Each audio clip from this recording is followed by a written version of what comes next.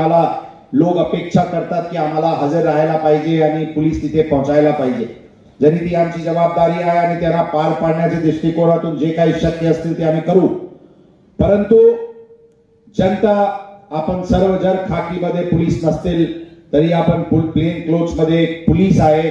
आपल्याला जे आम्हाला खाकीमध्ये जबाबदारी आहे, खाकीमध्ये जे आम्हाला अधिकार आहे ते स्वतःचे आणि आजूबाजूचे लोकांचे संरक्षण करण्याची तितके जबाबदारी आणि तितकेच अधिकार आपल्याला पण आहे।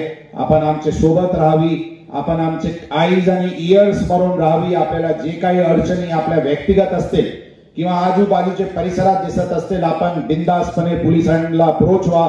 आम्ही पोलीस दलांच्या वतीने आपल्याला आश्वासन देतो की आम्ही आपल्या अडचणीचे निराकरण नक्कीच करू, लवकरात लवकर पोहोचू आणि कायमस्वरूपी रीत्याने करू अशी आवाहन, अशी आश्वासन आम्ही आमचे सर्व अधिकारी आणि कर्मचाऱ्यांच्या वतीने देतो। आम्ही नेहमी म्हणत असतो की पोलीस दलासाठी जे कायदा व सुव्यवस्था बाधित ठेवण्याचे विषय असतील, गुन्हेगारीवर नियंत्रण, गुन्हे उघडकीस आणण्याची जरी जबाबदारी असतील, तरी एक मोठ्या प्रमाणात अवैध धंदे विरुद्धची आमची मोहीम पण अत्यंत प्रायोरिटीचे विषय आहे। आणि जरी समाजात काही अवैध दारूचे धंदे चालत असतील, काही गांजाचे विक्री आणि कन्झम्पशन चालत असतील, काही बेकायदेशीर हुक्का पार्लरचे असतील, बार इत्यादी उशिरापर्यंत चालायचे विषय असतील, आम्ही नागरिकांना आवाहन करतो साहेब, आम्ही त्या दृष्टिकोनातून पूर्णपणे आमचे झिरो टॉलरन्स आहे।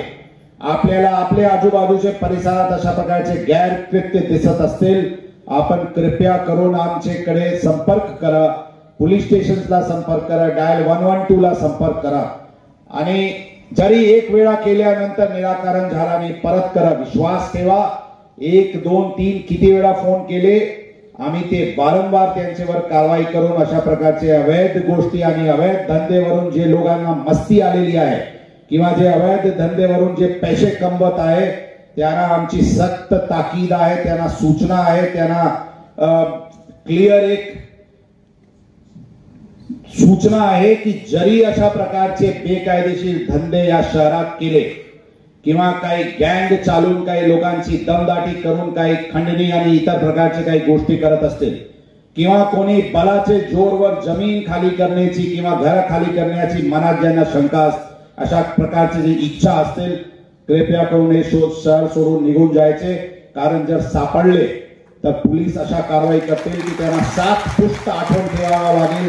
अशा प्रकारच्या सूचना आपले मार्फतीने, आपले माध्यमांनी, इथे उपस्थित सर्व पत्रकार बंधू आहे, सर्व आपण जनता आहे, आपल्या माध्यमांनी शहराचे सर्व अशा प्रकारचे बेकायदेशीर कृत्य करणारे लोकांना नवीन वर्षात ही सक्त सूचना पूर्वी पण दिले होते। आज आम्ही परत ठामपणे हे सूचना देऊ इच्छितो आणि अशा प्रकारचे जनता सोबत संवाद पुढे पण चालू राहील। आम्ही आमची नियोजन आहे की प्रत्येक तक्रार निवारण दिवस एक दिवस साजरा करून मोठ्या प्रमाणात जे प्रलंबित अर्ज किंवा प्रलंबित गुन्हे आहेत त्याचे निराकरण त्याचे निपटारा करण्याची पण आम्ही मोहीम पुढच्या काळात राबवू आणि सर्व जनता जी इथे सर्व नागरिक जे गणमान्य नागरिक इथे उपस्थित आहेत त्यांचे सर्वांचे धन्यवाद।